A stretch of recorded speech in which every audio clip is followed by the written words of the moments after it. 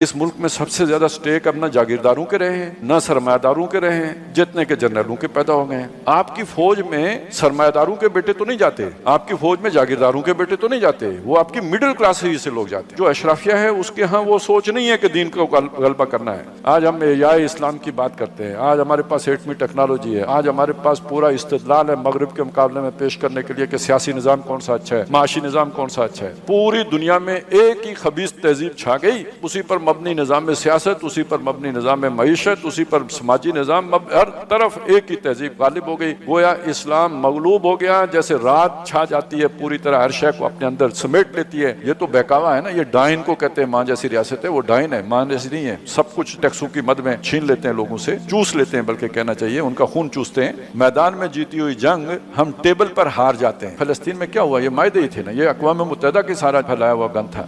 فارکلیت آئے گا، اس کے 1000 سال کے بعد وہ جو پرانا ابلیس ہے وہ یاجوج ماجوج کے لشکر لے کے قدسیوں کے شہروں پہ ٹوٹ پڑے گا۔ یہ ہے وہ جو یاجوج ماجوج کے ساتھ اس زمانے کا تعلق۔ نحمدہ ونصلی علی رسولہ الکریم، اما بعد فاعوذ باللہ من الشیطان الرجیم، بسم اللہ الرحمن الرحیم۔ وَيَسْأَلُونَكَ عَنْ ذِي الْقَرْنَيْنِ قُلْ سَأَتْلُو عَلَيْكُمْ مِنْهُ ذِكْرًا صدق اللہ العظیم۔ رب اشرح لی صدری ویسر لی امری واحلل عقدۃ من لسانی یفقہوا قولی، آمین یا رب العالمین۔ جو واقعات اس سورہ مبارکہ میں بیان ہو رہے ہیں یہ اب آخری واقعہ ہیں۔ کوئی بادشاہ ہیں ذوالقرنین کے نام سے جو موسوم کیا ہے جنہیں قرآن نے، اور ان کا ذکر ہے۔ ذوالقرنین کا جو معنی کیا گیا وہ یہ کہ 2 سینگوں والا۔ کرن ویسے سینگ کو بھی کہتے ہیں، زمانے کو بھی کہتے ہیں، لیکن یہ کہ یہ کوئی بادشاہ، جو ایک خیال ہے وہ یہ کہ یہ ایران کے بادشاہ تھے، قیخورس جو مشہور ہے، سائرس یا قیخورس، اور انہوں نے 2 ملک جمع کر کے موجودہ ایران کی بنیاد رکھی تھی۔ یہ آج سے کوئی 2700-2800 سال پہلے کا واقعہ ہے۔ تو وہ چونکہ 2 ملک جوڑے تھے تو اس کی مناسبت سے جو اپنا تاج بنایا تھا اس کے اوپر 2 سینگ لگا لیے تھے، تو ذوالقرنین کے طور پر یہ مشہور تھے۔ اچھا، یہودیوں کے ساتھ ان کا معاملہ کیا تھا؟ وہ یہ ہوا تھا کہ جب یہ بالکل بچپن میں ان کے کوئی انقلاب آیا، ان کا پورا خاندان قتل کر دیا گیا۔ ایک کوئی غلام تھا جو اس بچے کو اپنے ساتھ لے کے جنگل میں نکل گیا، اور یہ وہ زمانہ تھا کہ جب بنی اسرائیل جو ہے نا وہ عراق میں قید کی زندگی بسر کر رہے تھے، تو جنگل میں اسی طرح کوئی نبی یا کوئی نیک آدمی جو ہے وہ بھی اپنے مشکل دن کاٹ رہا تھا۔ تو یہ اس نبی کی یا اس نیک آدمی کی صحبت میں رہے تو ان کے کردار اور اوصاف جو ہے نا وہ اس کے زیر تربیت پروان چڑھے ان کا کردار، اور بعد میں انہوں نے آ کے نہ صرف اپنا ملک فتح کیا بلکہ یہ کہ اس کو دگنا بھی کر دیا، 2 ملک جمع کر کے وہ بنا لیا۔ اور یہی وہ بادشاہ ہے کہ جس نے پھر عراق پر حملہ کیا تھا، اور یہودیوں کا موسن بنا بئی مانا کہ اس نے دوبارہ جا کے انہیں یروشلم میں آباد ہونے کی اجازت دی تھی۔ یہ تو تاریخی طور پر ایک واقعہ ہے، یعنی سائرس ہی وہ شخص تھا، قیخورس ہی۔ اور ایک رائے یہ ہے کہ وہی در حقیقت ذوالقرنین بھی تھا۔ بعض لوگوں نے اسکندر اعظم کی بات بھی کی ہے، لیکن اس پر وہ باتیں فٹ نہیں آتی جو قرآن مجید نے اس کے متعلق کی ہیں۔ یہ کوئی صاحب ایمان شخص تھا، اللہ پر ایمان رکھنے والا نیک بادشاہ تھا، جبکہ اسکندر اعظم کا تو آپ کو معلوم ہے جو کچھ بھی وہ تھا۔ اچھا، اب یہ جس سلسلے میں یعنی جو ترتیب ہے واقعات کی، اصحاب کہف سے ہم چلے تھے، ذوالقرنین پہ پہنچ گئے۔ اصحاب کہف کون ہیں؟ مفلوق الحال، مجبور و مقہور، مظلوم، اور جن کے پاس نہ کوئی طاقت، ایمان بچانے کے لیے انہیں غار میں پناہ لینا پڑا ہے۔ اور ذوالقرنین کون ہے؟ صاحب ایمان بادشاہ ہے، قوت ہے، اقتدار ہے، تسلط ہے، سلطنت ہے۔ تو گویا یہ اشارہ کر دیا گیا کہ اگر ایک وقت جیسے نبی صلی اللہ علیہ وسلم غار ہرا سے نکلے، پھر غار ثور سے ہوتے ہوئے ایک وقت فاتح کی حیثیت سے مکے میں داخل ہوئے، درجہ بدرجہ بات وہاں تک پہنچی، تو وہ تو ایک زندگی میں ہو گیا۔ لیکن جو اسلام کی نشت ثانیہ ہوگی، یہ رات چھا جائے گی، اور رات کے بعد جو دوبارہ صبح آئے گی تو وہ درجہ بدرجہ ہوگی۔ بلکہ یہ رات چھا جائے گی سے مجھے یاد آیا کہ میں آپ کے سامنے کم از کم یہ بات بھی رکھ دوں کہ اگر یہ پورا دیکھیں نا، آدم علیہ السلام سے لے کے جو پوری تاریخ ہے، اس کے درمیان یہ آیا نا وَإِذْ قُلْنَا لِلْمَلَائِكَةِ اسْجُدُوا لِآدَمَ، تو پوری تاریخ کو اگر آپ دیکھیں تو نبی صلی اللہ علیہ وسلم سے جو پیچھے کی تاریخ ہے اسے قرآن مجید جو یہ قرآن یعنی ہدایت کی جو روشنی ہے اسے چاند سے موسوم کرتا ہے۔ کَلَّا وَالْقَمَرِ وَاللَّيْلِ إِذْ أَدْبَرَ وَالصُّبْحِ إِذَا أَسْفَرَ، یہ سورہ مدثر میں آپ کو 3 آیات ملیں گی۔ اس کا ایک معنی یہ کیا گیا ہے کہ نبی صلی اللہ علیہ وسلم سے پہلے جو ہدایت کی جو روشنی تھی وہ چاند کی چاندنی کی مانند تھی. عیسیٰ علیہ السلام پر آ کے وہ رک گیا, وہ چاند بھی جو ہے نا چمکنا رک گیا, اور اس کے بعد یہ 600 سال کا جو ہے نا فترت کا زمانہ ہے, یہ گویا رات ہے, لیکن اب وہ رات پیٹھ موڑ رہی ہے. وَاللَّيْلِ إِذْ أَدْبَرَ, اب وہ رات واپس جا رہی ہے. وَالصُّبْحِ إِذَا أَسْفَرَ, اب صبح طلوع ہو رہی ہے. اب یہ جو ہے نا سراج منیرہ جناب محمد رسول اللہ صلی اللہ علیہ وسلم کی جو ہے رسالت, وہ سورج کی مانند طلوع ہو رہی ہے. اچھا یہ جگمگائے گی, لیکن پھر اس کے بعد یہ اس کی بھی ڈلوان ہے. اب وہ جو ڈلوان جو بالکل دن رات میں ڈلا ہے, وہ جا کے کب ہوا؟ وہ سورہ انشقاق کا مضمون ہے کہ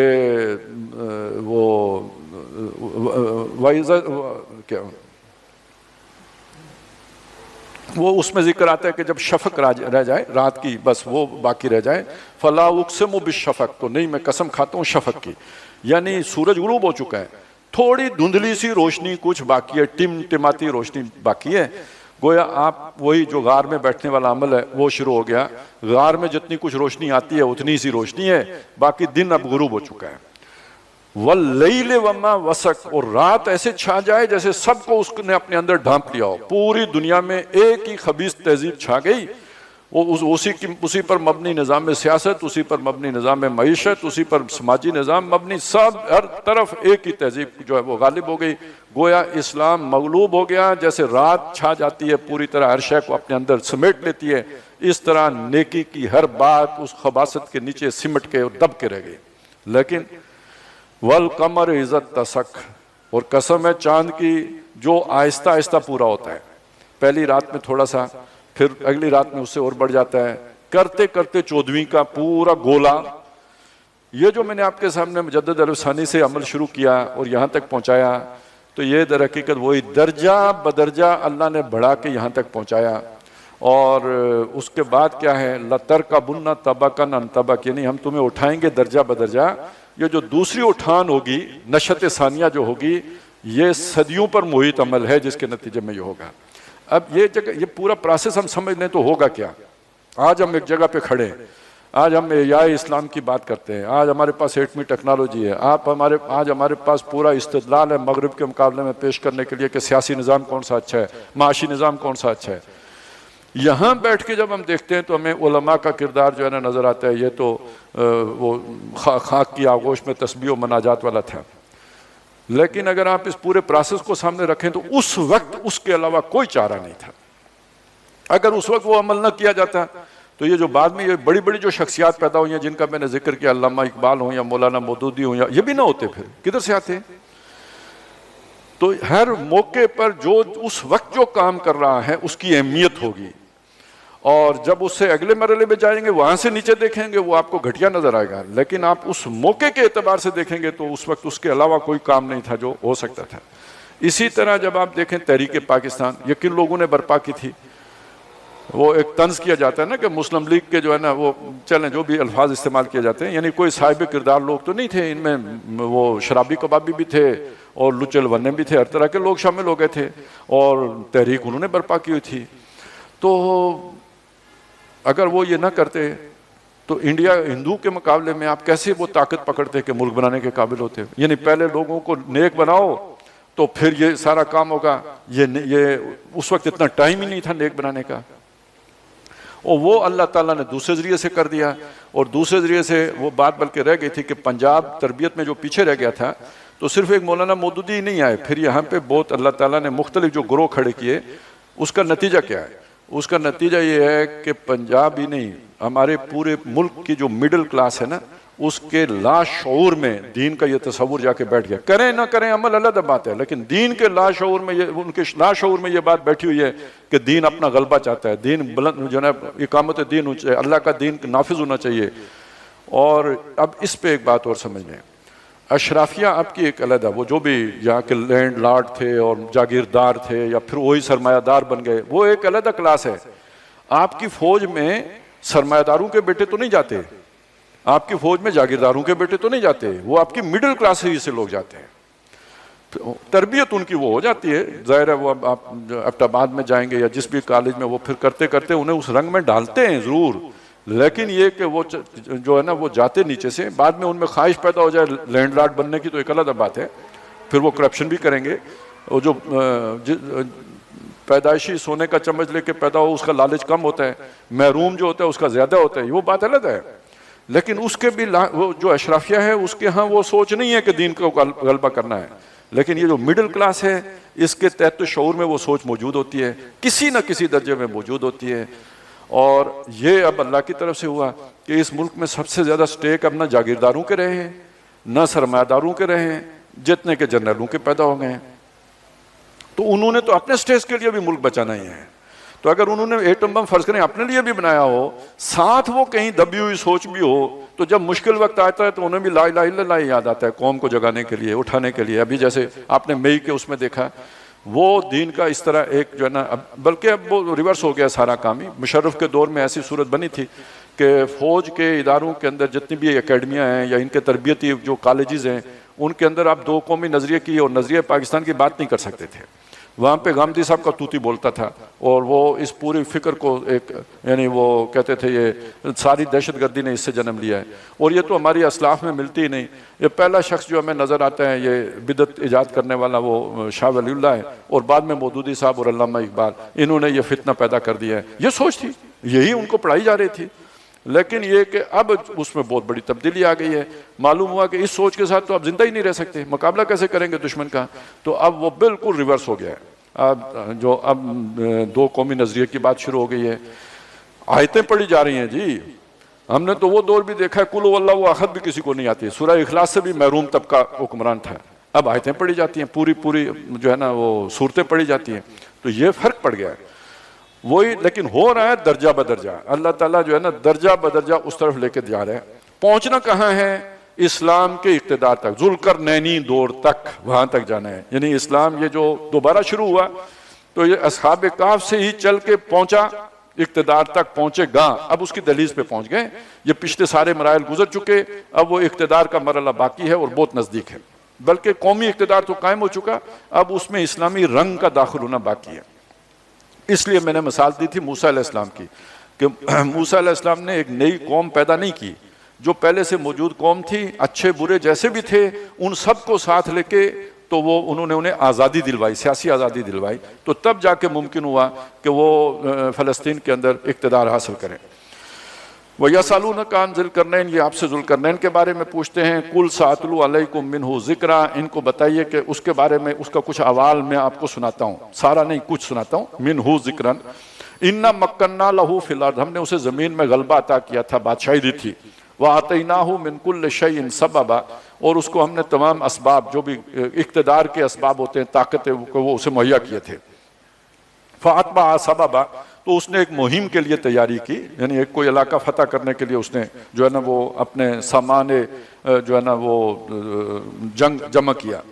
حتیٰ اذا بلغ مغرب الشمس، یہ اگر ایران سے چلے ہیں مغرب کی طرف چلے ہیں تو یہ ترکی کی جانب گئے ہوں گے. اور عام طور پہ یہ ایران کی جو فتوحات کا سلسلہ ہوتا تھا تو یہ قسطنطنیہ تک جاتا تھا.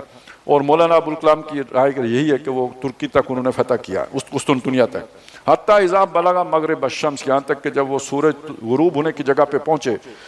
وجدہا تغرب فی عین حمیۃ، تو اسے پایا، یعنی خشکی ختم ہوئی، آگے سمندر تھا، تو اس سورج کو پایا کہ وہ غروب ہو رہا ہے ایک ندی میں، ایک چشمے میں غروب ڈوب رہا ہے.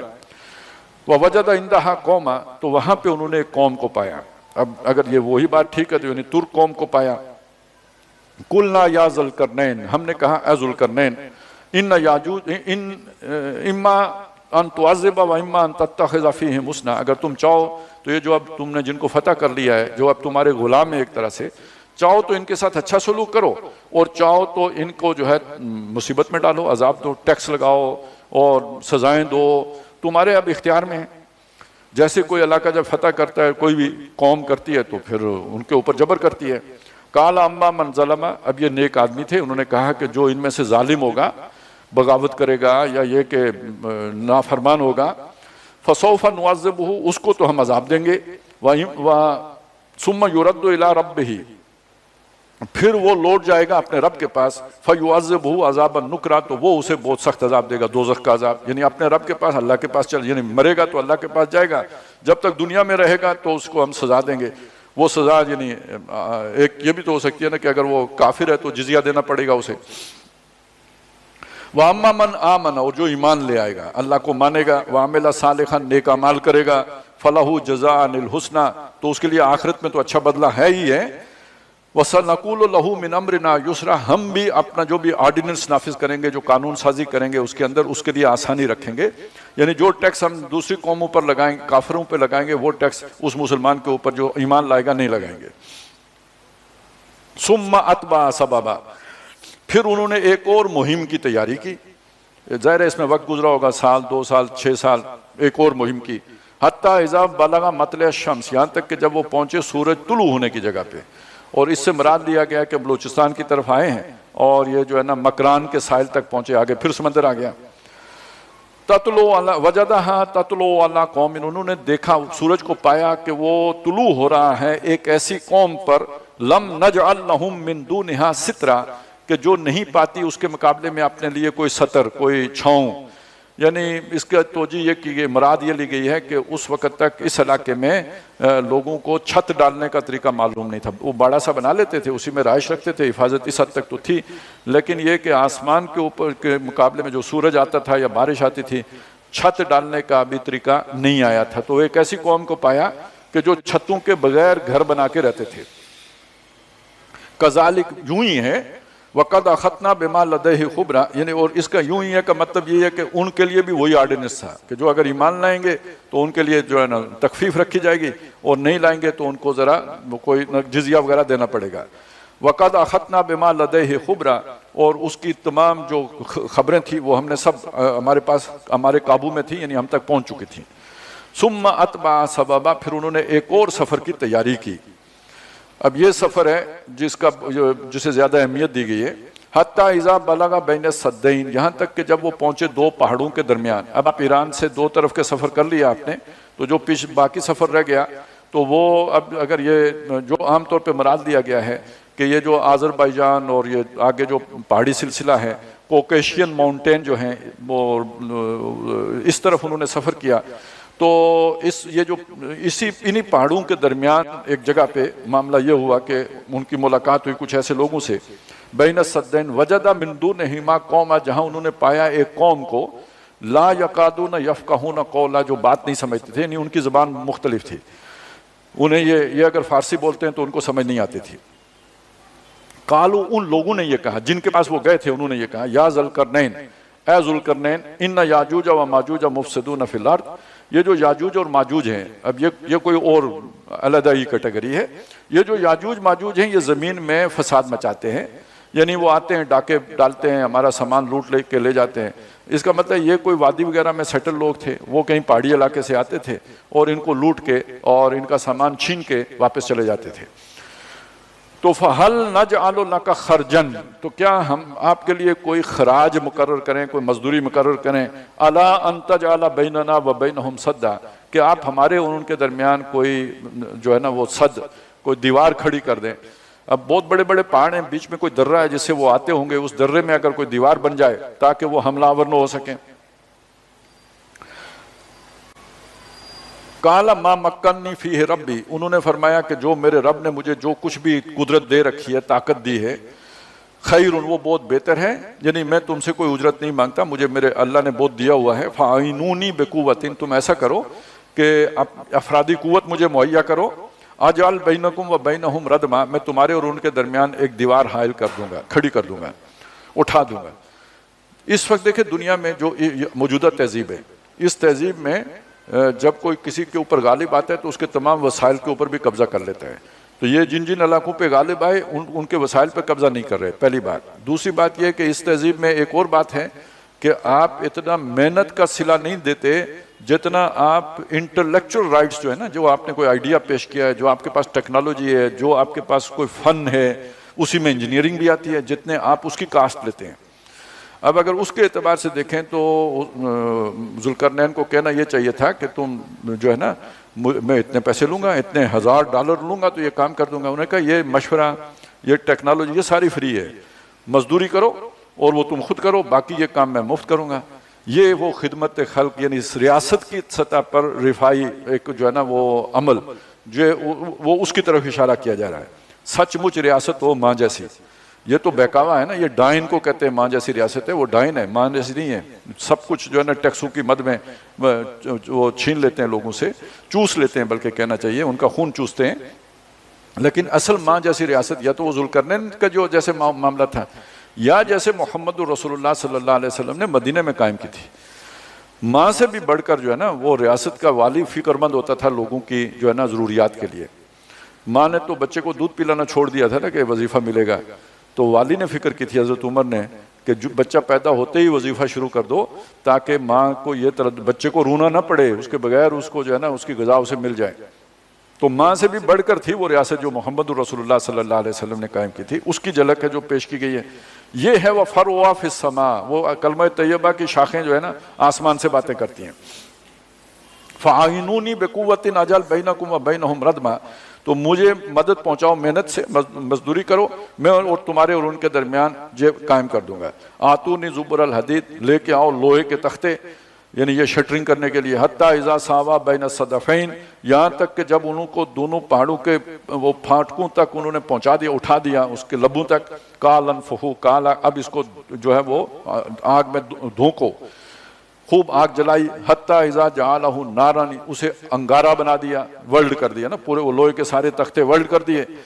کالا آتونی افرغ علیہ قطرہ, اب انہوں نے کہا کہ اب میرے پاس لے کے آؤ پگھلا ہوا سیسا تانبا, وہ میں اس کے اوپر سے ڈال دوں.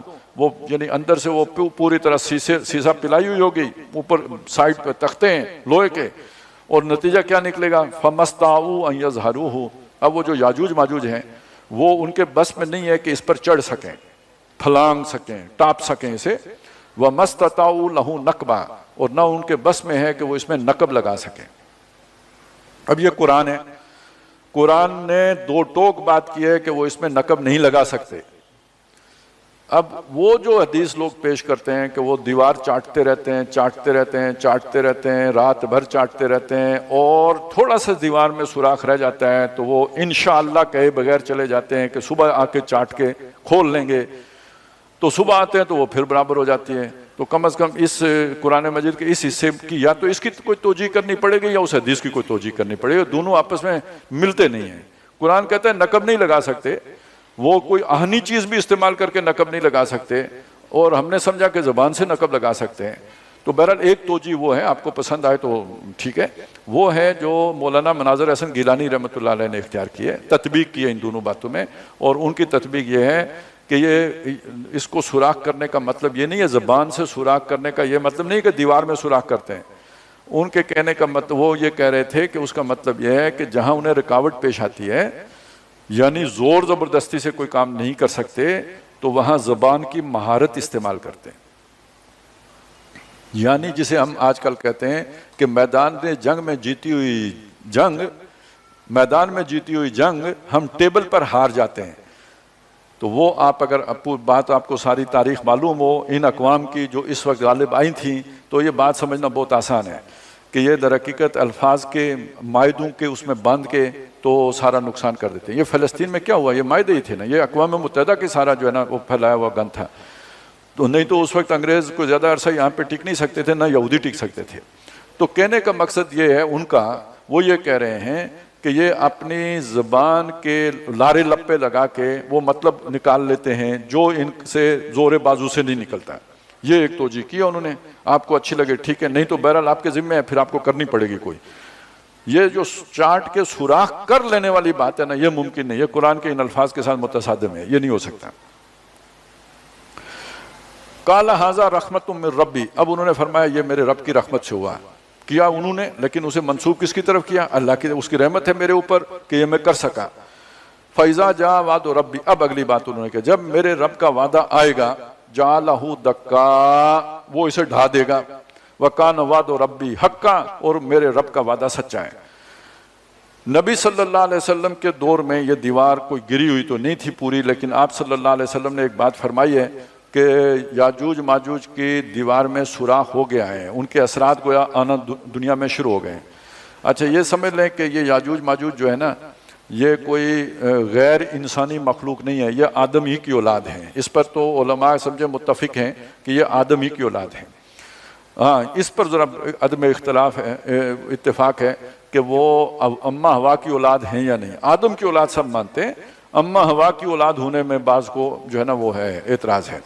لیکن جو ایک ہمارے یہ جو جدید ہمارے مفکرین ہیں یا مفسرین ہیں، انہوں نے اس سے یہی مراد لی ہے کہ یہ حضرت یافس کی اولاد میں سے، اور تورات میں جو عصب نسب کی جو چیزیں علم الانساب جتنا کچھ ہے ادھر، اس میں یہ چیزیں آئی ہوئی ہیں کہ یافس کی نسل میں آگے جا کے گوگ میگوگ دو بھائی ہیں جن کی نسلیں روس کے علاقے میں آباد تھیں، اور یہی خیال ہے کہ وہیں سے یہ پھر نکلے ہیں۔ جتنی یہ مغربی اقوام ہیں، خاص طور پہ جو ہے نا نارڈرک ریسز جو یورپ کی ہیں، یہ انہی گوگ میگوگ کی اولاد میں سے ہیں۔ اور اس میں پھر یہ صرف وہی نہیں ہے بلکہ یہ جاپانی بھی آتے ہیں، کورین بھی آتے ہیں، چینی بھی آتے ہیں، تو یہ ان سب کو وہ لوگ پھر اسی میں شامل کرتے ہیں۔ تھوڑا اس کی مزید بات ہم جا کے کریں گے، سورہ انبیاء میں ان کا پھر ذکر آتا ہے، قرآن مجید میں 2 جگہوں پہ آیا ہے، سورہ انبیاء میں پھر آئے گا، اور اس وہاں پہ جو ذکر آئے گا اس کے ساتھ جو آج کے حالات ہیں اس کے ساتھ ایک تعلق بھی جڑتا ہے، تو باقی بات وہاں ہم جا کے کریں گے۔ اب یہاں اتنی بات ذہن میں رکھیں۔ اچھا، اب یہ بات ہے کہ جب یہ کھلیں گے تو کیا ہوگا؟ وَقَانَ وَعْدُ رَبِّي حَقًّا، تیرے رب کا وعدہ یہ ہے کہ یہ ہو کے رہنا ہے، یہ دیوار گرے گی۔ اب وہ عملاً گری یا اس کی کوئی اور صورت بنی، ایک بات یہ کہی گئی ہے کہ وہ تو چلیں اپنی جگہ پہ رہی، لیکن یہ پھر پھیلتے چلے گئے، یہ یورپ کی طرف پھیل گئے، اور دوبارہ یہ معذب علاقے میں آئے ہیں، اس دیوار کے راستے نہیں آئے بلکہ یہ کہ وہ جو میں نے آپ کو بتایا تھا وہ راستہ پکڑ کے، یعنی اب ان کے آگے جو دیوار کھڑی تھی وہ محمد رسول اللہ صلی اللہ علیہ وسلم کی قائم کردہ خلافت کی دیوار کھڑی تھی، سلطنت عثمانیہ۔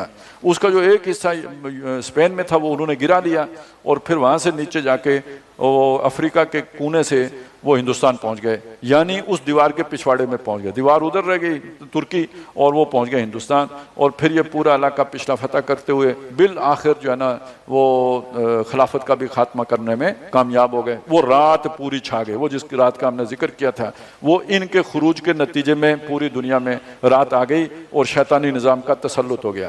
اب آپ اسے اس روایت کے ساتھ جوڑ لیں جو میں نے تورات کی آپ کو سنائی تھی کہ وہ جو فارکلیت آئے گا اس کے 1000 سال کے بعد وہ جو پرانا ابلیس ہے وہ یاجوج ماجوج کے لشکر لے کے قدسیوں کے شہروں پہ ٹوٹ پڑے گا، تو یہ ہے وہ جو اس کے یاجوج ماجوج کے ساتھ اس زمانے کا تعلق۔ اور دوسری بات یہ شبیر احمد عثمانی صاحب نے بھی لکھی ہے، میرے پاس جو ہے ان کا حواشی، اور اس میں وہ بتاتے ہیں کہ یہ جو یاجوج ماجوج ایک قوم ہوگی، اور کیا معلوم کہ دجال اسی قوم کا کوئی فرد ہو، یعنی انہوں نے اس کا تعلق یاجوج ماجوج کا تعلق دجال کے ساتھ جوڑا ہے۔ تو 400 سال پہلے ہی اس پرانے سانپ نے یاجوج ماجوج کے لشکر ادھر چڑھائے، تو درمیان میں وہ لنک جوڑ لیں کہ یہ 400 سال پہلے ہی وہ دجال جو قید تھا جسے تمیم داری نے دیکھا تھا زنجیروں میں جکڑا ہوا، وہ آزاد ہو گیا، اور اس نے ان قوموں کو آ کے پھونک بھری، یا یہ ان کو جو ہے نا وہ ترقی دی اور دنیا کے اسباب دیے، فاتبہ سببا، اور ان اسباب کی بدولت یہ دنیا پہ چھاتے چلے گئے۔ اور یہ ہوگا کیا؟ اب ذرا یہ نقشہ دیکھیں، وَتَرَكْنَا بَعْضَهُمْ يَوْمَئِذٍ يَمُوجُ فِي بَعْضٍ، اور ہم انہیں چھوڑ دیں گے یاجوج ماجوج کو کہ وہ ایک دوسرے میں گھستے ہوں گے اور موج ماری کرتے ہوں گے۔ اچھا، اس کی بڑی پیاری اور خوبصورت تشریح ہے جو مولانا مناظر حسن گیلانی نے کی ہے کہ ان اقوام کا جو اپنا باہمی تعلق ہے وہ تعاون کا بھی ہے اور افتراق کا بھی ہے، یہ ایک دوسرے سے تعاون بھی کرتے ہیں اور ایک دوسرے کی جڑیں بھی کاٹتے ہیں۔ اب اگر آپ اس بات کو دیکھیں، ابھی حال ہی میں جو پیچھے ماضی قریب میں یہ افغانستان آئے تو ویسے سارے متحد تھے، لیکن یہ کہ برطانیہ نہیں چاہ رہا تھا کہ امریکہ کے قدم پوری طرح جم جائیں، اور فرانس کے نہیں چاہ رہا تھا کہ برطانیہ کو یہاں پر کوئی کھل کھیلنے کا موقع ملے۔ اسی طرح آپ یہ دیکھیں کہ رشیا جو تھا وہ یہ نہیں چاہ رہا تھا کہ یہ جو نیٹو فورسز اور امریکہ ہیں ان کو یہاں پہ جو ہے نا طاقت ملے۔ یہ سارے اگر کوئی بات چاہیں بھی تو چائنا نہیں چاہ رہا ہوتا، تو کہیں یہ ان کا آپس میں اس طرح کا ربط و تعلق ہے کہ اسلام کے مقابلے میں بعض مواقع پہ آپ سب کو متحد دیکھیں گے، الکفر ملت واحدہ، لیکن جب وہ ان کے اپنے مفاد کا مسئلہ آتا ہے تو یہ ایک دوسرے کے خلاف بھی ہو جاتے ہیں، وہ اس لیے ان کے منصوبے ناکام بھی ہو جاتے ہیں۔ تو انہوں نے کہا یہ ان کا موجی تعلق ہے۔ موجی تعلق کو انہوں نے اس طرح بیان کیا کہ ہر موج جو ہوتی ہے دوسری موج کے اوپر سوار ہوتی ہے، اس کے بغیر وہ مطلب اٹھ ہی نہیں سکتی، دوسری موج کے اوپر سواری کرے گی۔ اچھا، جو نیچے ہوتی ہے اس نے اس کو اٹھایا وہ بھی ہوتا ہے، لیکن وہ اس کوشش میں بھی ہوتی ہے کہ اس کو گراؤ اور خود اوپر چڑھ جاؤ۔ یہ موج کا آپس کا تعلق ہے، موج ماری کرنا۔ تو یہ جو ایک اقوام ہے ان کا یہ تعلق آپس میں موج ماری کا ہے۔ اچھا، یہ چیز اگر آپ اسے سمجھ گئے ہوں تو آپ یہ دیکھیں کہ ہر دنیا دار آدمی جسے خوف خدا نہیں ہے، جس کا اللہ سے تعلق نہیں ہے، اس کا اپنے موسن کے ساتھ یہی رویہ ہوتا ہے. جو اللہ کا شکر گزار نہیں ہے نا وہ اپنے موسن کے ساتھ یہی رویہ اختیار کرتا ہے. آپ اپنے دفتروں میں دیکھیں, آپ کسی کے ساتھ مہربانی کریں, بہتری اس کے لیے کوئی فیسیلیٹیشن کریں, اسے کچھ جو ہے نا آگے بڑھنے کا موقع فراہم کریں, اور ذرا جب وہ جگہ پکڑے گا تو سب سے پہلے آپ پر وار کرے گا. وہ جو حضرت علی رضی اللہ تعالیٰ عنہ نے فرمایا کہ جس پر احسان کرو اس کے شرک سے بچو, تو یہ وہ اقوام ہیں کہ جن کے اندر یہ بددرجہ عتم پایا جاتا ہے. اور ویسے جس میں جو اللہ کا شکر ادا نہیں کرتا وہ لوگوں کے حوالے سے بھی اس کا رویہ یہی رہتا ہے. جس کے کندھے پہ لات رکھ کے, پاؤں رکھ کے چھت پکڑو, اور جو ہی پکڑ لو تو سب سے پہلے اس کو لات رسید کرو. یہ جو ہے نا ایک دنیا میں جو بھی دنیا دار لوگ ہوتے ہیں ان کا یہی طریقہ پایا جاتا ہے. اور اگر اس کو اور گہرائی سے نہیں ان لوگوں کو سمجھ آتی نا کہ کیا ہوا آخر باجوہ صاحب کے اور فیض امین کے درمیان, دونوں جو ہے نا ٹچ بٹناں دی جوڑی سی, تو یہ آخر میں آپ پھٹ کیسے گئے؟ تو یہی ہوتا ہے, یہ مفادات کا ٹکراؤ. جیسے چور بعد میں آپس میں لڑ پڑتے ہیں, جیسے ڈاکو آپس میں لڑ پڑتے ہیں, ہر مفاد پرست بعد میں آپس میں اسی طرح لڑ پڑتا ہے. یہ ہے موجودہ. ایک دوسرے سے تعاون بھی کرو, ایک دوسرے کے راز چھپاؤ بھی, ایک حد سے آگے نہ جاؤ. دن کو ایک دوسرے کو میر صادق اور میر جعفر کہو, رات کو ملاقات بھی کر لو. تو یہ در حقیقت وہ موجی تعلق کا سب سے بڑا مظہر ہے. تو وَتَرَكْنَا بَعْضَهُمْ يَوْمَئِذٍ يَمُوجُ فِي بَعْضٍ. اچھا پھر دوسرا موج ماری کیا ہے؟ پہلی جنگ عظیم انہی قوموں کے درمیان ہوئی, دوسری جنگ عظیم انہی قوموں کے درمیان ہوئی. ان کے یہ پھڈے ہیں جو ختم ہی نہیں ہوتے. وَنُفِخَ فِي الصُّورِ. جب یہ ہوگا تو اس کے بعد پھر اگلا مرحلہ جو ہے نا بڑا جو واقعہ ہے وہ سور پھونکے جانے کا, یعنی قیامت پھر نزدیک آ جائے گی. اچھا لیکن اس کے درمیان, اس یاجوج ماجوج کے اس خروج کے اور قیامت کے درمیان کچھ واقعات کا سلسلہ اور بھی ہے جو جا کے ہم پر کھلے گا سورہ انبیاء میں. وہاں پھر ان کا ذکر آتا ہے یاجوج ماجوج کا, اور قیامت کا بھی ذکر آتا ہے, لیکن اس درمیان جو کچھ ہونا ہے اس کا بھی ذکر آتا ہے, وہ وہاں ہم پڑھیں گے. فَجَمَعْنَاهُمْ جَمَعًا. پھر اگلا مرحلہ کیا ہوگا؟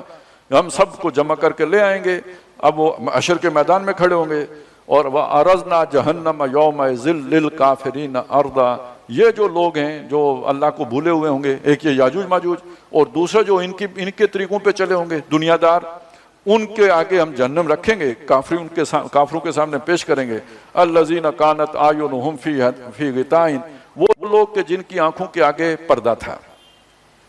میں نے بتایا نا یہ دنیا یہ بس یہی پردہ ہے. اس کے پیچھے وہ جو خضر نے جو کچھ موسیٰ کو دکھایا تھا نا جس کو وہ نظر نہیں آیا, وہ پردے میں ہے. وہ اسباب دنیا میں کھو گیا ہے, اسی میں ڈوبا ہوا ہے. وہ اللہ تعالیٰ کی جو اذن ہے, جو اللہ تعالیٰ کی حکومت ہے, جو اللہ تعالیٰ کا اقتدار, اسے نہیں دیکھ سکا, اور نہ انشاءاللہ کو جان سکا, نہ ماشاءاللہ کو جان سکا, نہ الحمدللہ کو جان سکا. وہ پردے میں ہے. الذین کانت اعینہم فی غطاء عن ذکری. ہماری یاد سے, ہماری معرفت سے, ہماری پہچان سے جو عاجز رہے. وَكَانُوا لَا يَسْتَطِيعُونَ سَمْعًا. وہ سماعت بھی نہیں رکھتے تھے کہ کوئی انہیں سمجھاتا. یہ باتیں ان کے پلے پڑتی, ان کے سر سے گزر گئیں. أَفَحَسِبَ الَّذِينَ كَفَرُوا أَن يَتَّخِذُوا عِبَادِي مِن دُونِي أَوْلِيَاءَ. کیا کافر لوگ یہ سمجھتے ہیں کہ وہ میرے بندوں کو میرے مقابلے میں اپنا حمایتی بنا لیں گے؟ اب یہ چونکہ سورہ مبارکہ کے شروع میں جو مضمون آیا تھا وہ حضرت عیسیٰ علیہ السلام کو اللہ کا بیٹا بنانے کے بارے میں آیا تھا. تو اب ان لوگوں کو مخاطب کیا گیا سورت کے آخر میں کہ تم نے انہیں اپنا دوست سمجھا ہے, لیکن آخرت میں تو وہ تمہارے دوست نہیں ہے. یہ ہم نے پڑھ لیا سورہ مائدہ کے آخر میں کہ اللہ ان سے پوچھے گا کہ کیا تو نے بتایا تھا لوگوں کو کہ مجھے اور میری ماں کو الہین بنا لو اللہ کو چھوڑ کر. تو وہ تو کہیں گے اللہ میرا تو الہ تو ہے, میں نے ان کو یہ نہیں کہا تھا, انہوں نے خود یہ کیا. تو کوئی اللہ والا, اولیاء اللہ کے مقابلے میں اپنے مریدوں کا ساتھ نہیں دے گا, وہ اللہ کا دوست ہے. یہ بات ہے جو سمجھائی گئی. اور دوسرا اس کے ایک بڑا لطیف سا تعلق ہے اس کے ساتھ بھی جو 7واں رکوع ہے کہ افتتخذونہ وذریتہ اولیاء من دونی. ایک وہ شیطان ہے جنہوں نے شیطان کو اللہ کے مقابلے میں اپنا دوست بنایا ہے. ایک وہ ہیں جنہوں نے شیطان کو تو نہیں بنایا لیکن اللہ کے جو اولیاء تھے ان کو اپنا سمجھا کہ یہ اللہ کے مقابلے میں ہمارے دوست ہوں گے. دونوں غلطی پر ہیں, دونوں دھوکے میں ہیں. اِنَّا اعْتَدْنَا جَهَنَّمَ لِلْكَافِرِينَ نُزُلًا. ایسے کافروں کے لیے مہمان نوازی کے طور پر ہم نے دوزخ کو تیار کیا ہے. قُلْ هَلْ نُنَبِّئُكُمْ بِالْأَخْسَرِينَ أَعْمَالًا. اے نبی صلی اللہ علیہ وسلم ان سے کہیے کہ کیا میں تمہیں نہ بتاؤں کہ اعمال کے اعتبار سے سب سے زیادہ خسارے میں, سب سے زیادہ گھاٹے میں, سب سے زیادہ ٹوٹے میں کون ہے؟ اکبر ہوتا ہے نا سب سے بڑا, اخسر سب سے زیادہ خسارے میں, سب سے زیادہ خسارے میں کون ہے؟ اچھا اس کا تعلق جوڑ لیں اس آیت کے ساتھ جو پہلے رکوع میں آئی تھی کہ دنیا ہم نے بنائی, اس کو زینت دی, اس میں بہت اٹریکشن رکھی, کیوں رکھی؟ تاکہ ہم انہیں آزمائیں. انا جعلنا ما علی الارض زینۃ لہا لنبلوہم ایہم احسن عملا، تاکہ ہم جانیں کون اچھے اعمال کرتا ہے. اب یہ بتایا یہاں پہ کہ سب سے زیادہ خسارے میں کون ہے، تو اعمال تو سب کرتے ہیں. تو جن کے اعمال دنیا کے لیے تھے، جن کے محنت ساری دنیا کے لیے تھی، وہ امتحان میں ناکام ہو گئے. دنیا تو ہم نے بنائی تھی فریب کے لیے، دکھاوے کے لیے، پردہ ڈالنے کے لیے، اور اس کو خوبصورتی اس لیے دی تھی کہ تمہاری صلاحیتوں کا امتحان لیں، کہ یہ ظاہری جو چکا چوند ہے اس میں رہ جاتے ہو، یا یہ کہ اس حقیقت واقعی تک پہنچتے ہو. یہ تمہاری عقل کا امتحان تھا، ناکام ہو گئے اس میں، تم یہیں کھو گئے. لہذا فرمایا الذین ضل سعیہم، وہ لوگ کہ جن کی ساری محنت گم ہو گئی یا کھو کے رہ گئی، بٹک گئی، یا یہ کہہ لیں کہ مرتکز ہو کے رہ گئی فی الحیات الدنیا، دنیا کی زندگی میں. وَيَحْسَبُونَ أَنَّهُمْ يُحْسِنُونَ صُنْعًا، اپنے تائیں وہ یہ سمجھتے رہے کہ وہ بہت اعلیٰ کاریگری کر رہے ہیں. ظاہر دنیا میں جتنی آدمی ترقی کرتا ہے سمجھتا تو یہی ہے نا کہ میں پہلے جو ہے نا میں یہ تھا، اب یہ ہو گیا ہوں، اتنا بڑا ہو گیا ہوں. اور خاص طور پہ جو ہمارا جو زمانے میں جس میں یہ چکا چوند بہت زیادہ ہو گئی ہے، زیب و زینت دنیا میں کئی ہزار گنا اضافہ ہو گیا ہے، تو اس کا ایک نتیجہ بھی نکلا ہے. اور وہ نتیجہ یہ ہے کہ یہ اسپیشلائزیشن کا دور ہے. پہلے اس طرح جو ہے نا اسپیشلائزیشن تو نہیں ہوتی تھی. کیریئر کے طور پر آپ کو اختیار کرنا پڑتا ہے کوئی پروفیشن، اور اس میں ڈوبنا پڑتا ہے. اور جتنا آپ اس میں ڈوبتے جاتے ہیں اتنا اس میں آپ ایکسیلنسی حاصل کرتے جاتے ہیں. یعنی وہ آپ کی پرفارمنس جو ہے نا وہ ایکسیلنٹ ہوتی جاتی ہے. اگر آپ اس میں ڈوبے نا تو ایک تھوڑا بہت آپ کو نو ہاؤ ہوگی، اور آپ کے ہاتھ میں وہ صفائی نہیں آئے گی، اس چیز کی اتنی آپ کو سمجھ نہیں آئے گی، اس میں آپ کوئی مقام نہیں بنا سکیں گے. تو آپ جتنا آپ اس میں ڈوبیں گے اتنا آپ اس میں جو ہے نا کوئی حیثیت حاصل کریں گے، اور پرفارمنس آپ کی بڑھتی چلی جائے گی، اور اس پہ آپ کو ایوارڈ بھی ملتے رہیں گے. دنیا جہاں سے ایوارڈ ملتے ہیں، اور جب وہ ایوارڈ ملتے ہیں تو آدمی سچ مچ سمجھتا ہے کہ بھائی میں نے تو کمال کر دیا. لیکن یہ کس چیز کے عوض کیا؟ ڈوب کے کیا. بلکہ اب وہ تو ڈوبنے کا فیصلہ بھی ہم نہیں کرتے. ہمارے پیدائش سے پہلے ماں باپ فیصلہ کر چکے ہوتے ہیں کہ اس کو کس سمندر میں ڈوبانا ہے، یعنی کہاں پہ کس کالج میں داخل کرنا ہے. نہیں، بلکہ پہلے تو اسکول کا مسئلہ ہے نا. وہ اگر آپ اس کی بچے کی پیدائش کے بعد کسی اچھے اسکول میں جا کے رجسٹر کروائیں تو اس کا نمبر آتے آتے اس کی عمر زیادہ ہو جاتی ہے. لہذا جو ہی بیج پڑا فوراً جا کر رجسٹر کرا دیں، تاکہ وہ جب تک 4 سال کا ہوتا ہے ادھر سے نمبر بھی پورا آ جائے اس کا، تو اس کو اب داخل کرا دیں. اب داخل ہو گیا. جو عمر تھی ماں باپ کی توجہ، رحم، پیار، محبت حاصل کرنے کی، اب وہ کہیں جو ہے نا وہ دھکے کھا کے اسکول پہنچو، اور ادھر وہ جو چلیں محبت نہیں پیار، لیکن ماں جیسا پیار تو کوئی بھی نہیں دے سکتا. آپ یہ دیکھیں نا، معصومیت کی عمر ہے. اللہ تعالیٰ نے اس عمر میں، یعنی آپ نماز سے زیادہ اہم شے تو کوئی نہیں ہے نا. وہ بھی بتایا 7 سال کی عمر میں بچے کو نماز سکھاؤ. اب ہم 3 سال کی عمر میں بچے کو مادری زبان نہیں، مادری زبان کے علاوہ دوسری زبان سکھا رہے ہوتے ہیں. ذرا آپ اندازہ تو کریں نا کہ آپ اس کی جو ہے نا وہ جو نازک سا سافٹ ویئر ہے اس پہ کیا ظلم ڈھا رہے ہوتے ہیں. لیکن ڈھا رہے ہوتے ہیں کیوں؟ اس نے آگے پروفیشن میں شائن کرنا ہے. پھر اس کے بعد جو پروفیشن بھی طے ہے وہ کرتے کرتے جب آپ انٹر وغیرہ کیا تو اس کے بعد آپ چلے گئے اپنے ڈگری لینے اپنے پروفیشن کی. اب آپ سوچیں ایک بچے نے میڈیکل میں ہی داخلہ لینا ہے تو شاید اب 90% سے اوپر نمبر لینے پڑتے ہیں. اور کون سا جہنم ہوگا جس سے اسے گزرنا پڑے گا 90% نمبر لینے کے لیے؟ نہ وہ کھیل سکتا ہے، نہ وہ بچوں کے ساتھ گپ شپ کر سکتا ہے، نہ وہ کوئی انٹرٹینمنٹ کا اس کا کوئی اور وہ ہو سکتا ہے. وہ صرف کتابی کیڑا بنے گا تو 90% نمبر لے گا. وہی ہم بنا دیتے ہیں، بچوں کی زندگی بنا رہے ہیں نا. اور وہ بنتا کیا ہے کہ جب وہ پروفیشن میں یہ سارا کچھ بن جاتا ہے تو ایک وہ چڑی سا، اور اگر آپ پھونک ماریں تو اڑ جائے، اور ذرا سا ڈانٹیں تو برش کر جائے، ادھر ہی ختم. کبھی اس نے وہ غم دکھ تکلیف دیکھی نہیں. وہ بھائیوں کے ساتھ کھیلتا، کوئی اسے مارتا، کچھ تھوڑی بہت کوئی جو ہے باہر نکلتا، پڑوسیوں سے لڑتا، کچھ اسے دکھ سہنے کی عادت پڑتی، کوئی مطلب نرم گرم سرد گرم چشیدہ ہوتا. تو خاک میں مل اور آگ میں جل، جب خشت بنے تب کام چلے. وہ نازک مزاج بچہ آپ نے بالکل کمپیوٹر پال لیا ہے، اور وہ جیسے تھوڑا سا شارٹ سرکٹ ہو تو کمپیوٹر جواب دے جاتا ہے. تو اسی طرح اس کے ساتھ بھی ذرا سا حادثہ پیش آئے تو وہ اس کے اتنا سائیکالوجیکل اس کے اندر وہ ہوتا ہی نہیں، وہ جو اعتماد کہ وہ سہار سکے. ادھر ہی وہ بس اب جائیں دوائیاں لیں، ماہرین نفسیات ڈھونڈیں اور ڈپریشن کی دوائیاں لینا شروع. باقی زندگی اب اسی طرح گزرے گی. تو یہ ظلم کر رہے ہیں ہم یا بچوں کے ساتھ مہربانی کر رہے ہیں؟ لیکن چونکہ پٹیاں یہی پڑھا دی گئی ہیں، ایک تو 2 اچھے، اس سے زیادہ بالکل نہیں ہونے چاہیے، اور جو ایک ہو اس کی شاندار تربیت یہ ہم نے سکھائی گئی ہے، اعلیٰ تربیت کوالٹی لائف کے لیے۔ تو اب اس سے ایسے بچے پالنے سے بہتر ہے کوئی آرٹیفیشل انٹیلیجنس، وہ جو کوئی روبوٹ لے لیں، وہ آپ کو خوب کمائی کر کے دیتا رہے گا جتنی آپ کو چاہیے، پیسے ہی چاہیے تو پھر ادھر سے کما لیں۔ یہ سنا ہے، سنا تصنع، جو باقاعدہ محنت کر کے ریاضت کر کے ڈوب کے کھب کے جو عمل کیا جائے وہ تصنع ہے۔ ہم یحسبون انہم یحسنون صنعا، بڑی کاریگری کر رہے ہیں۔ اولئک الذین کفروا بآیات ربہم، یہ وہ لوگ ہیں جنہوں نے فی الواقع اپنے رب کی آیات کا کفر کیا ہے۔ وہ جس یعنی ایک نقطہ نظر بنانا چاہتا ہے قرآن مجید، وہ ان کا نقطہ نظر بنا ہی نہیں ہے، ایک سوچ ایک ذہن بناتا ہے، ایک رخ دیتا ہے، وہ رخ ہی نہیں بنا، یہ دنیا میں کھو گئے۔ وَلِقَائِهِ اولئک الذین کفروا بآیات ربہم وَلِقَائِهِ، انہیں اللہ سے ملاقات کی بھی کوئی فکر نہیں ہے، یہ دنیا میں جنت بنانے کے چکر میں پڑے ہیں۔ فَحَبِطَتْ أَعْمَالُهُمْ، اگر کچھ نیکیاں کی ہیں اکارت چلی گئیں، ڈوب گئیں وہ ساری، اس لیے کہ انی وجہت وجہیہ للذی فطر السماوات والارض نہیں تھا، بلکہ چہرہ موڑا ہوا تھا سارا دنیا کی، ظل سعیہم فی الحیات الدنیا تھا، لہذا سب اکارت چلا گیا۔ فلا نقیم لہم یوم القیامت وزنا، ان کے لیے قیامت کے دن ہم ترازو نصب ہی نہیں کریں گے، وہ تو کوئی ہو نا تھوڑا بہت ادھر کا عمل تھوڑا بہت ادھر کا عمل تو اس کے لیے کریں گے۔ تو جیسے بہت سے لوگ ہیں جو بغیر حساب کتاب کے جنت میں جائیں گے، تو یہ وہ لوگ ہیں جو بغیر حساب کتاب کے دوزخ میں جائیں گے۔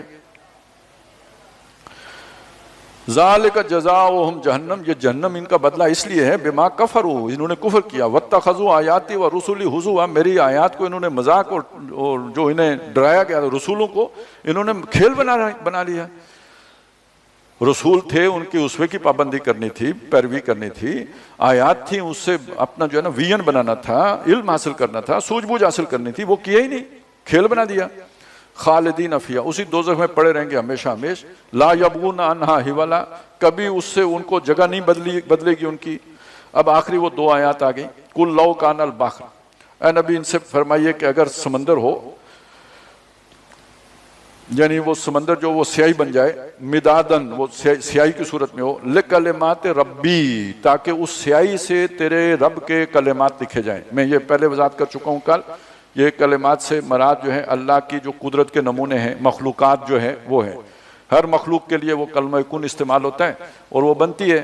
تو گویا جہاں میں جو جتنی مخلوق ہے اس سب کو اگر آپ شمار کرنا چاہو، جیسے آتے ہیں نا وَإِن تَعُدُّوا نِعْمَتَ اللَّهِ لَا تُحْصُوهَا، اگر اللہ کی نعمتیں شمار کرنا چاہو تو نہیں شمار کر سکتے، اسی طرح اس مخلوق کو شمار کرنے کے لیے اگر جتنی سمندر ہیں ان کو سیاہی بنا دیا جائے، لِکَلِمَاتِ ربی، تیرے رب کے کلمے لکھنے کے لیے، لَنَفِدَ الْبَحْرُ، تو یہ وہ سمندر ختم ہو جائیں سارے۔ آگے ہم پڑھیں گے ان کی جو 7 سمندر ہوں نا ایسے، اور تب بھی وہ ختم ہو جائیں گے، اور تمام دنیا کے درختوں کی کلمے بنا دیے اور گھس کے ختم ہو جائیں گی، مگر اللہ کے کلمے نہیں ختم ہوں گے۔ قبل ان تنفد کلمات ربی، اس سے پہلے کہ تیرے رب کے کلمے ختم ہوں۔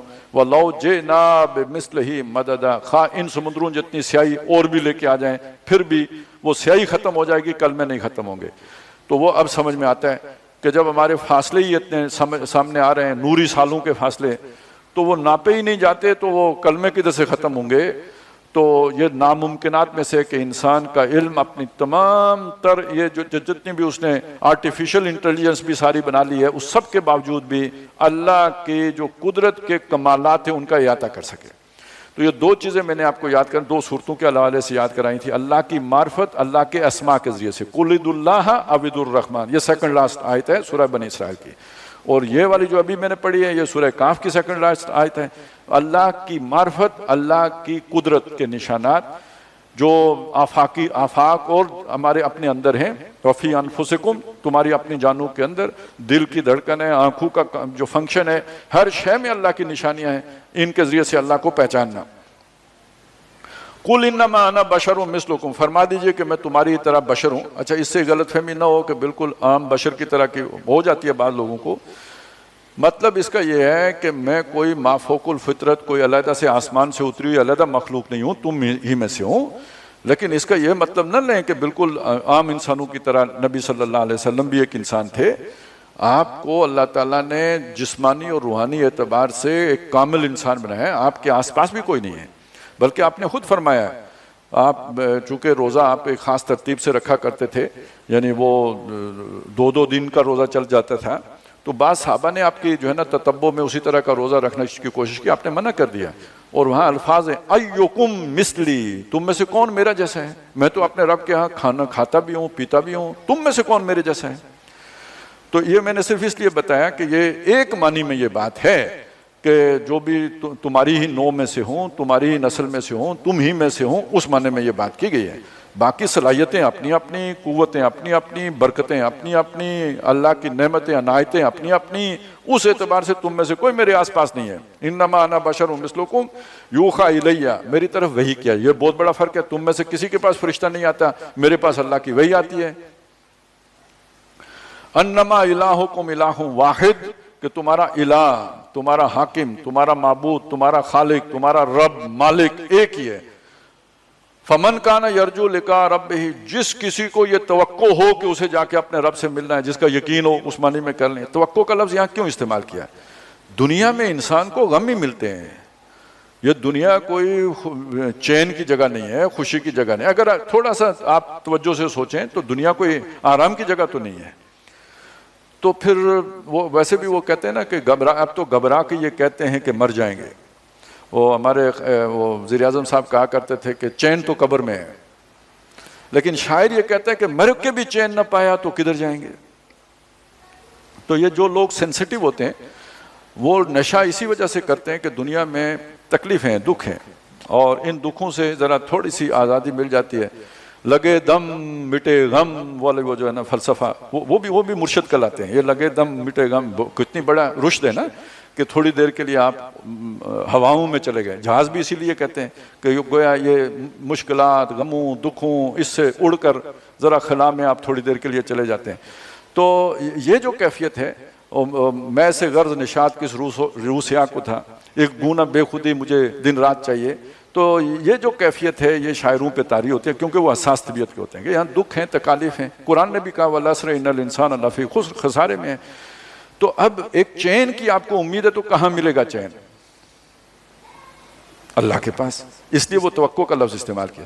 بلکہ ایک روایت میں بھی آتا ہے جب یہ نیک لوگ جو ہوتے ہیں علیین میں، تو جب کوئی ان کی طرف جاتا ہے نیا مر کے، یہاں سے تو مر گیا، منتقل ہو گیا، علیین میں پہنچا، تو وہ اس کا استقبال کرتے ہیں، اور جس کا رشتہ دار ہوتا ہے وہ خوش ہوتا ہے کہ اس کی جان چھوٹ گئی ہے۔ یعنی ادھر جو ہے نا جو پیچھے رہ گئے رشتہ دار وہ رو رہے ہوتے ہیں کہ مر گیا، اور جن کے پاس جا رہا تھا وہ خوش ہو رہتے ہیں اس کی جان چھوٹی، مصیبت پہ چڑھا ہوا تھا، یہ اہتمام میں خشک و تر میں لگا ہوا تھا، یہ کرو وہ کرو، ہر طرف سے تکلیفیں مل رہی تھیں۔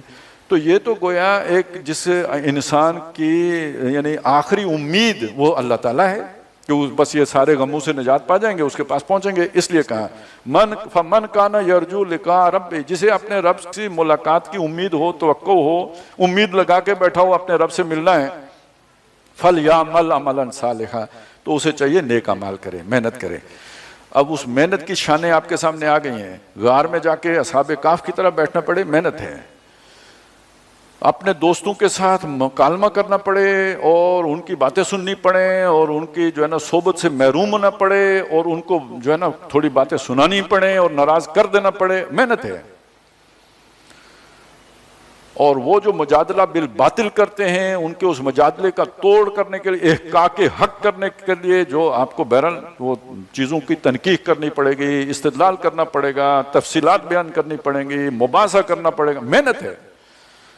اور پھر اسی طرح ذوالقرنین کی طرح اگر علاقے فتح کر کے اللہ کے دین کو غالب کرنے کا موقع ملے تو وہ ساری محنت ہے۔ یہ محنت صرف نمازیں پڑھنا ہی نہیں ہے، وہ بھی محنت ہے، لیکن وہ اس لیے ہے کہ یہ والی محنت کر سکو۔ ارکان ہے نا، چھت یہ ہے، اس چھت کو سہارا دینے کے لیے وہ محنت ہے۔ استعینوا بالصبر والصلاۃ، تو اصل جو محنت ہے وہ یہ ہے۔ تو وہ اسے چاہیے کہ پھر وہ ان جو بھی اپنا جو حالات ہوں اس کے مطابق، یہ جو پیچھے کردار آئے ہیں ان میں سے جو محنت اس سے مطابقت رکھتی ہو وہ کرے۔ اور سب سے بڑی بات کیا ہے؟ وَلَا يُشْرِكْ بِعِبَادَةِ رَبِّهِ أَحَدًا، اپنے رب کی بندگی، محکومی، اطاعت اور اپنا جو تمام معاملات کو اس کے تابع کرنے کے معاملے میں کسی دوسرے کی نہ مانے۔ جہاں اللہ تعالیٰ کی رہنمائی موجود ہو وہاں کسی دوسرے کی بات پر نہ چلے۔ یہ دیکھیں اسے سورہ بنی اسرائیل کی آیت آخری آیت کے ساتھ رکھ کے سمجھیں. وَقُلِ الْحَمْدُ لِلَّهِ الَّذِي لَمْ يَتَّخِذْ وَلَدًا وَلَمْ يَكُنْ لَهُ شَرِيكٌ فِي الْمُلْكِ. تو جیسے بادشاہ اپنے جو مملوک ہوتے ہیں ان کو یہ اختیار نہیں دیتا کہ دوسرے بادشاہ کی اطاعت کریں، یہ بغاوت ہے. کمی کوتاہی ہوگی بادشاہ ڈانٹ ڈپٹ کرے گا، لیکن یہ کہ بہرحال رہنے کی اجازت دے گا. لیکن آپ نے اگر کسی دوسرے بادشاہ کے ساتھ وفاداری کر لی نا تو یہ اس بادشاہ سے بغاوت ہو گئی ہے. یہ اس کے بعد پھر آپ یہاں جینے کا حق نہیں رہا، آپ کے گھر کو جلا دیا جائے گا، آپ کا کنبہ قبیلہ آپ سے چھین لیا جائے گا، آپ کو جلا وطن کر دیا جائے گا یا قتل کر دیا. یہی کچھ بادشاہ کرتے ہیں. بلکہ آپ کو اگر وہ چودراہٹ والا نظام یاد ہو نا، اس کو ذہن میں رکھیں. ایک چودھری صاحب ہیں، انہوں نے کسی کو کام بتایا کہ جناب میں جا رہا ہوں، ذرا کام ہے میرا کراچی، تم نے پیچھے یہ جو ہے نا پانی لگا دینا ہے زمین میں، یہ فصل بو دینی ہے. 6 کام بتا کے آ گئے. اب جب وہ واپس گئے اس نے 5 کیے ہوئے تھے، ایک نہیں کیا. انہیں غصہ تو آیا، لیکن 2-4 گالیاں دیں گے، اس کے بعد کہیں گے چل ٹھیک ہے اب جا کر، ہو گیا، بچ گیا. اچھا اس نے 6 کے 6 کام کیے جو وہ بتا کے آئے تھے. لیکن واپسی پہ چودھری صاحب کو پتہ چلے کہ اس نے کوئی دوسرے چودھری کو اس کا راز بتا دیا ہے، یا یہ کہ دوسرے چودھری کے ساتھ یارانہ لگا لیا ہے، یا یہ کہ اب یہاں سے چھوڑ کے ادھر جانے کا کوئی پروگرام بنا لیا. اب بتائیں کیا ہوگا؟ وہ 6 کے 6 کام عکارت ہو گئے یا نہیں ہو گئے؟ ساری محنت ڈوب گئی یا نہیں ڈوب گئی؟ اب وہ چودھری اس کے ساتھ وہی کرے گا. اب موجودہ دور میں تو چلے ریاستیں طاقتور ہو گئی ہیں، لیکن پہلے وقت شاید بلوچستان میں اب بھی ہوتا ہے، گھر کو آگ لگ جائے گی، اب وہ وہاں پہ رہ نہیں سکتا، بچنا محال ہو جائے گا، عزت ختم ہو جائے گی. یہ ہے وہ اس کے ساتھ بادشاہی میں کوئی شریک نہیں ہے. لہذا کہیں یہ غلطی نہ کر بیٹھنا کہ کسی اس کی بادشاہی کو ماننے کے بعد کسی اور بادشاہ کے وفادار بن جاؤ، سارے کیے کرائے پہ پانی گر جائے گا. یہ ہے عبادت. وَلَا يُشْرِكْ بِعِبَادَتِهِ. اور وہاں پہ کیا آیا تھا؟ وَلَمْ يَكُنْ لَهُ شَرِيكٌ فِي الْمُلْكِ. اس کی بادشاہی میں کوئی اس کا شریک نہیں، اور یہاں یعنی اس کی عبادت میں کوئی اس کا شریک نہ کرو.